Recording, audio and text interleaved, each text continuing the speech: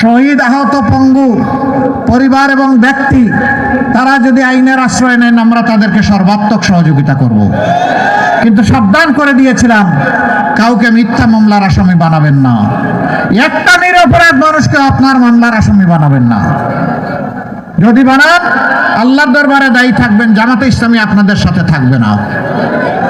আপনারা শুনে খুশি হবেন, আমাদের 8টা মামলা এমন আছে আসামি মাত্র একজন। আমরা দ্বিতীয়জন দোষী খুঁজে পাই নাই, দ্বিতীয় আর একটা নাম দিব কিভাবে? কিন্তু সেই আমাদেরই পাশাপাশি অনেকে মামলা করেছেন, একই মামলায় 800-900 আসামি। হয় না এই ধরনের মামলা?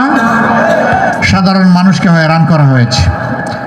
কষ্ট হলো আমাদের বেশি, ক্ষতি হলো আমাদের বেশি, প্রতিশোধ নিলে আমরা নিব সবার চাইতে বেশি।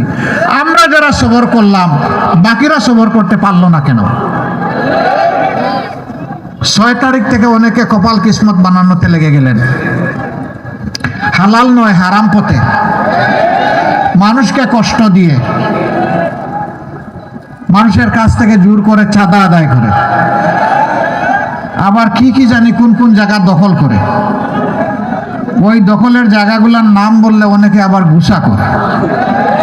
জায়গা দখলে রাখবে কিন্তু নাম বললে গুসা করবে। আমি দখল করেছি তো আপনি আমার নাম বলবেন কেন?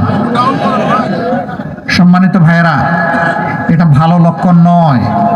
তাহলে 15.5 বছরের দুঃখ দেখে আপনি যে মজলুম হলেন, নির্যাতিত হলেন, এখান থেকে শিক্ষা আপনি কি নিলেন? কেন আপনি মজলুম হয়ে এখন জালিমের ভূমিকায় অবতীর্ণ হবেন? মজলুম তো মজলুমের দুঃখ বুঝার কথা। আমরা চেষ্টা করছি সেই দুঃখগুলো বুঝার, দুঃখ গুছানোর, মানুষের পাশে থাকার। পাবনাবাসী, আমাদের অঙ্গীকার খুব বেশি নয়, স্পষ্ট।